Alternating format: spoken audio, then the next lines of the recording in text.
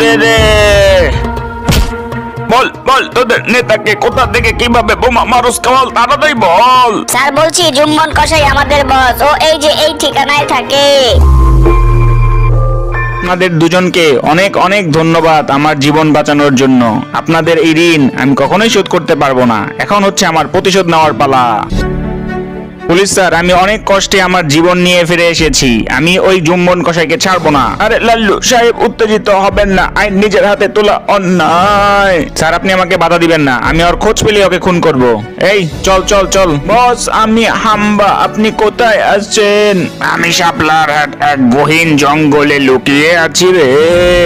Police এবং লাল্লু দুজনেই আপনাকে খুঁজতেছে, সাবধানে থাকেন। ধন্যবাদ রে ডগি, আমাকে এই সময় এই সংবাদ দেওয়ার জন্য।